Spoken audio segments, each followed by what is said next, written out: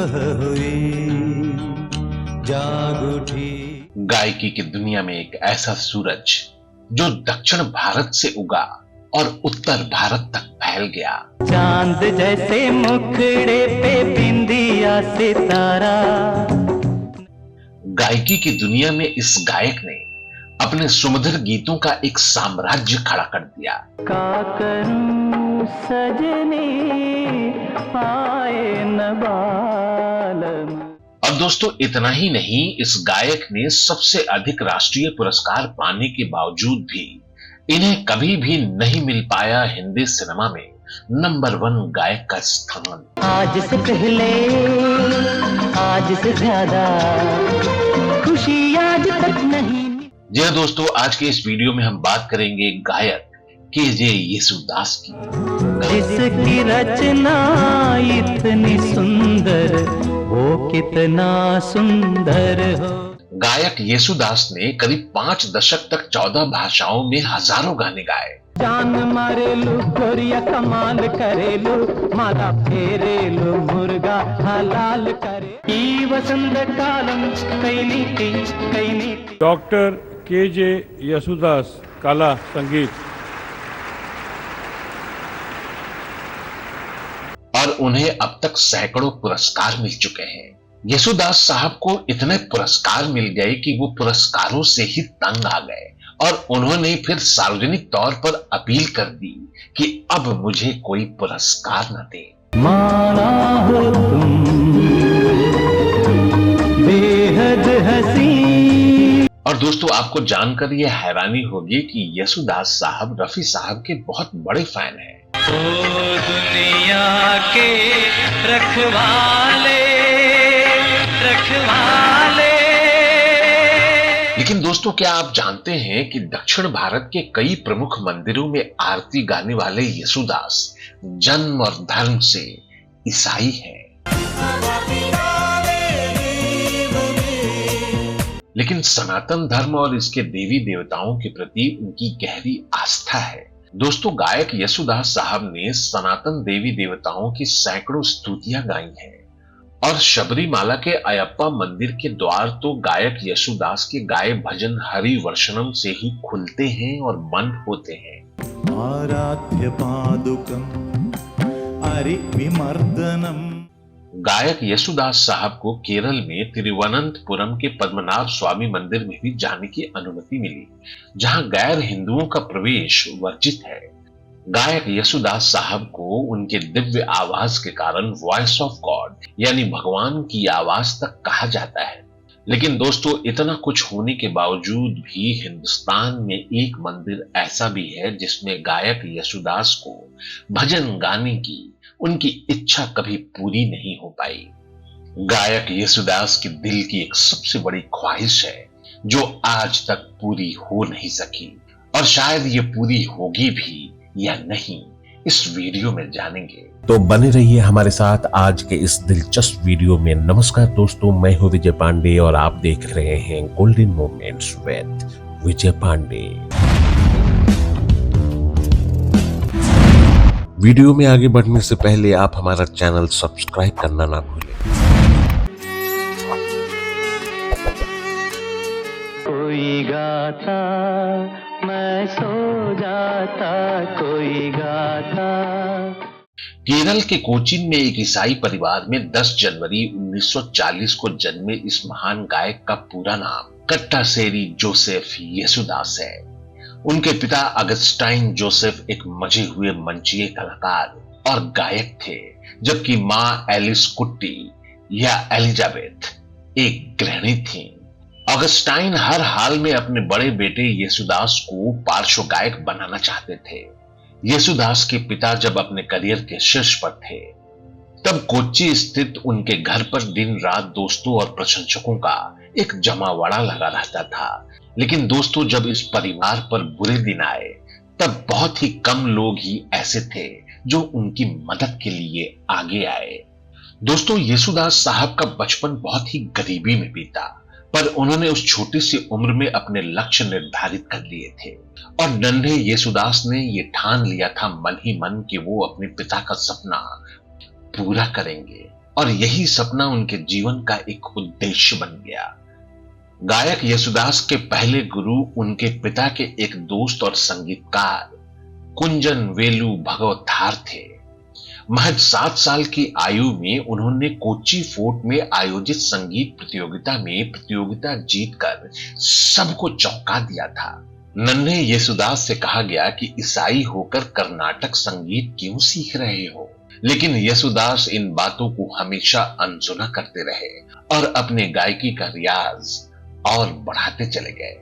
फिर येसुदास के जीवन में एक समय ऐसा भी आया जब वो अपने आरएलवी संगीत अकादमी की फीस भी बहुत बमुश्किल भर पाते थे। ऐसा भी दौर था दोस्तों, येसुदास के जीवन में एक दौर ऐसा भी था जब चेन्नई के संगीत निर्देशक उनकी आवाज में कोई दम ही नहीं पाते थे और आकाशवाणी त्रिवेंद्रम ने तो हद ही पार कर दी। उनकी आवाज को प्रसारण के लायक ही नहीं समझा, लेकिन अपने धुन के पक्के गायक येसुदास सब कुछ धैर्य से सहते रहे। येसुदास साहब ने पहला गीत रिकॉर्ड करवाया था 1961 में मलयालम फिल्म कलाप दुक्कल के लिए। उनका पहला गीत ही बेहद लोकप्रिय हो गया दोस्तों, और अपने इस लोकप्रिय गीत के बाद गायक येसुदास कभी पीछे मुड़कर देख ही नहीं पाए। संगीत प्रेमियों ने उन्हें सर आंखों पे बिठा लिया और जल्द ही उन्हें तमिल, तेलुगु और कन्नड़ भाषाओं के भी गीत मिलने लगे। മാനത്തുയർന്ന മാടപ്പിറാവിനി മടങ്ങിയെത്തു 1962 में आई मलयालम फिल्म भारिया के सुपरहिट गीतों ने दक्षिण भारत में गायक येसुदास को स्थापित कर दिया। പാർത്തിതരും പാർത്തിതരും പാർത്തിതരും ഓ പഞ്ചാര പാൽ മിഠായി। येसुदास की लोकप्रियता को देखकर दक्षिण भारतीय भाषाओं में दर्जनों फिल्मों में गीत मिले, जिन गीतों को येसुदास साहब ने बखूबी अंजाम दिया। और दोस्तों, इसी दौर में गायक येसुदास को 1965 में सोवियत रूस की सरकार ने विशेष तौर पर कंसर्ट के लिए उन्हें आमंत्रित किया, जहां उन्होंने रेडियो कजाकिस्तान के लिए रूसी गीत भी गाए। उन्हें साल 1972 और 73 में 2 मलयालम गीतों के लिए नेशनल अवार्ड से भी सम्मानित किया गया। देश विदेश में ख्याति अर्जित करने के बाद 70 के दशक में गायक येसुदास ने हिंदी सिनेमा की तरफ रुख किया। जाने मन तेरे दो नयन चोरी चोरी लेके गए देखो मेरा मन। उन्हें पहली फिल्म मिली जय जवान जय मकान, लेकिन गायक येसुदास की पहली हिंदी रिलीज फिल्म थी 1976 की फिल्म छोटी सी बात। ओ जाने मन तेरे दो नयन चोरी चोरी लेके गए। और इस फिल्म में येसुदास साहब की सुरीली और ताजी आवाज को बहुत ही अच्छे से नोटिस किया गया, और उसी साल उनकी अगली फिल्म आई। फिल्म का नाम था चितचोर। जब दीप जले आना जब शाम। फिल्म चितचोर में उस समय के हिसाब से देखें तो उस फिल्म के कलाकार बेहद साधारण थे, जिसका बजट भी बहुत अधिक नहीं था, लेकिन इसके बावजूद ये फिल्म म्यूजिकल हिट रही दोस्तों, और इसके गाने बच्चे बच्चे की जुबान पर जड़ गए। तेरा गाँव बड़ा प्यारा मैं तो गया माँ। फिल्म के एक गाने के लिए येसुदास को उस साल का नेशनल अवार्ड भी मिला। इसी गाने के लिए उन्हें फिल्म फेयर ने भी स्पेशल अवार्ड से भी नवाजा था। इसको संजो कहे या किस्मत का लेखा हम जो अचानक। हालांकि उन्होंने कई फिल्मों में कई कलाकारों को अपनी आवाज दी, लेकिन अमिताभ बच्चन की फिल्म आलाप में उनके पिता हरिवंश राय बच्चन साहब का गीत कोई गाता मैं सो जाता को उनकी आवाज में सुनना खुद अमिताभ बच्चन के लिए भी सुखद एहसास था। कोई गाता मैं सो जाता कोई गाता। दोस्तों, इस फिल्म के 11 गानों में से 6 गाने सिर्फ येसुदास साहब ने ही गाए थे। पिया जाने और जिया मोरा जाने सकी नहीं। 1977 में फिल्म आलाप के जरिए येसुदास साहब की आवाज 1 दर्जन से भी अधिक फिल्मों में गूंजी, जिनमें फिल्म अदालत, आनंद महल, अली बाबा मर्जीना, जादू टोना, सफेद झूठ, सफेद हाथी, स्वामी और दुल्हन वही जो पिया मन भाई में येसुदास साहब ने सुमधुर गीत गाए। खुशियाँ ही खुशियाँ हो दामन में जिसके। दोस्तों उसी साल फिल्म स्वामी में राजेश रोशन के संगीत में यशुदास साहब ने एक गीत को सजाया। का करूं सजनी आए न बालम। इस गाने को फिल्म फेयर में भी नॉमिनेशन मिला था। 1978 में भी यशुदास साहब को 1 दर्जन से भी अधिक फिल्मों में गाने का अवसर मिला। इस साल की उनकी प्रमुख फिल्म सावन कुमार टांक की फिल्म साजन बिना सुहागन थी। मधुबन खुशबू देता है सागर सा। 1978 में ही आई उनकी अन्य प्रमुख फिल्में थी मेरा रक्षक। फिल्म टूटे खिलौनों में संगीत निर्देशक बप्पी लाहिड़ी के निर्देशन में एक गाना आया, माना हो तुम बेहद हसी। दोस्तों फिल्म नैया में रविंद्र जैन साहब के संगीतबद्ध 3 गानों में मेल वॉइस थी जिनमें यशुदास प्रमुख गायक थे।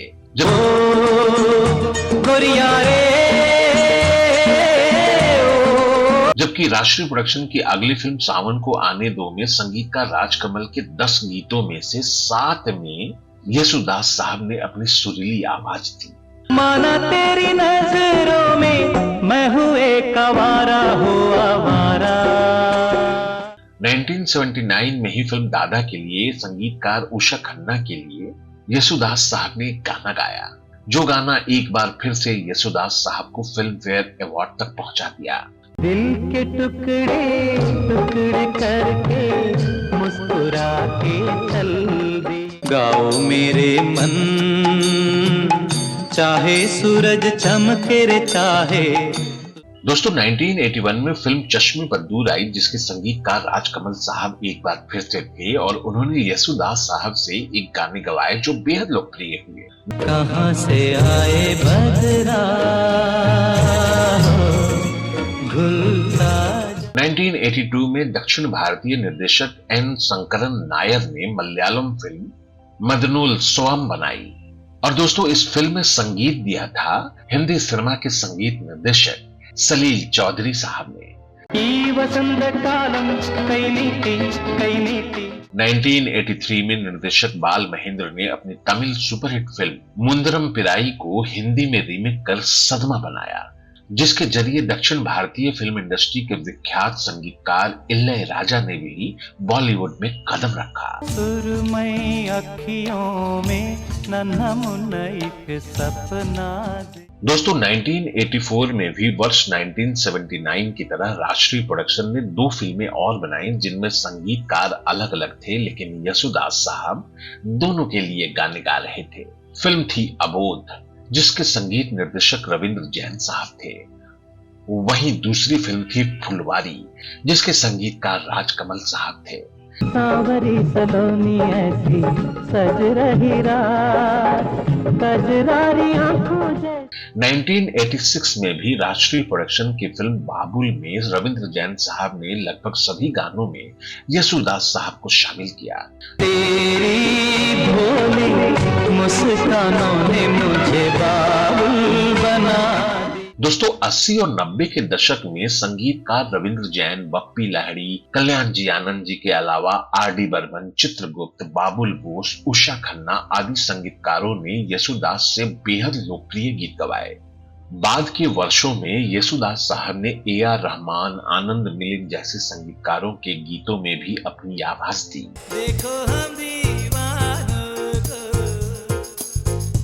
दोस्तों अगर बात करें हम यशुदास साहब के सम्मानों और पुरस्कारों की, तो यशुदास साहब को उनकी आवाज ने तो स्थान दिलाया जो कम ही लोगों को प्राप्त हुआ। उन्हें भारत सरकार ने वर्ष 1975 में पद्मश्री, वर्ष 2000 में पद्म भूषण और वर्ष 2017 में पद्म विभूषण से भी सम्मानित किया। यशुदास साहब को 8 बार राष्ट्रीय पुरस्कार से और 26 बार केरल के बेस्ट सिंगर का अवार्ड दिया जा चुका है। गायक यशुदास साहब को 2 बार फिल्म फेयर का अवार्ड भी मिल चुका है। उन्हें कर्नाटक, मध्य प्रदेश, तमिलनाडु, पश्चिम बंगाल और आंध्र प्रदेश समेत कई राज्यों की सरकारों ने और देश विदेशी संस्थाओं ने पुरस्कार दिया है। कहते हैं यशुदास साहब ने एक बार पुरस्कार ग्रहण कर लोगों से अपील की कि उन्हें और पुरस्कार न दें, हालांकि इस बात को और स्पष्ट करके उन्होंने बताया कि इस अपील का आशय ये था कि वो सम्मान के लालच में नहीं गाते। वो चाहते हैं कि नई पीढ़ी के कलाकारों को सम्मान या अवार्ड मिले जिससे उन्हें आगे बढ़ने की प्रेरणा मिले। लेकिन दोस्तों, अब बात करते हैं इस महान गायक येसुदास के उस सपने की जो अब तक अधूरा है। दोस्तों, केरल में दक्षिण का द्वारका कहे जाने वाले गुरुवायूर श्री कृष्ण मंदिर में बैठकर कृष्ण भक्ति भजन गाने की गायक येसुदास की तीव्र इच्छा है, लेकिन मंदिर प्रशासन ने उन्हें अब तक इसकी अनुमति नहीं दी है। हालांकि जब पहली बार मंदिर प्रशासन ने उनकी अपील को खारिज किया तो उन्होंने एक मलयालम भजन गाकर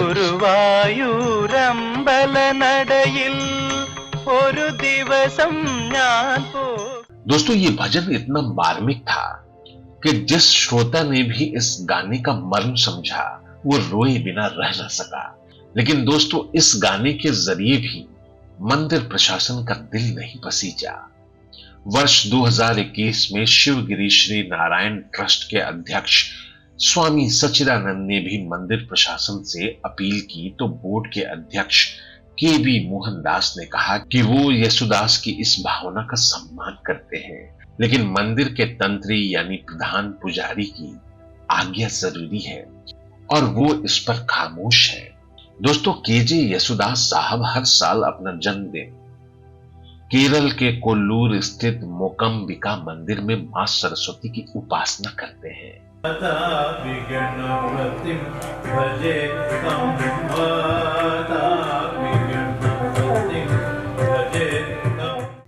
हम उम्मीद करते हैं कि शायद एक दिन येसुदास साहब की ये इच्छा जरूर पूरी हो और ईश्वर का द्वार उनके लिए भी जरूर खुले। येसुदास साहब के सुमधुर गीतों के साम्राज्य को हमारा सलाम। का करूं सजने आए न बालम, माना हो तुम बेहद हसी। आज से पहले आज से ज्यादा खुशी आज तक नहीं मिली। चांद जैसे मुखड़े पे बिंदिया सितारा, और तेरा गाँव बड़ा प्यारा, मैं तो गया मारा। श्याम रंग रंगारे हर पल मेरा रे, जब दीप जले आना, जब शाम इसको संजो कहे या किस्मत का लेखा, हम जो अचानक मधुबन खुशबू देता है। सागर कहाँ से आए बदरा घुलता। दोस्तों, हमारा ये वीडियो आपको कैसा लगा हमें कमेंट बॉक्स में जरूर बताइएगा। अगर आप इसी वीडियो के माध्यम से हमारे चैनल से जुड़े हैं तो हमारे चैनल को सब्सक्राइब करना ना भूलें। आप अपनी राय या फरमाइशें हमें ईमेल भी कर सकते हैं। हमारा ईमेल आईडी है goldenmomentswithvijaypande@gmail.com। अब अपने इस दोस्त और होस्ट विजय पांडे को दीजिए विदा। अगले वीडियो में हम फिर हाजिर होंगे ऐसे ही किसी नायाब फनकार के नायाब किस्से को लेकर। तब तक के लिए नमस्कार, धन्यवाद, शुक्रिया।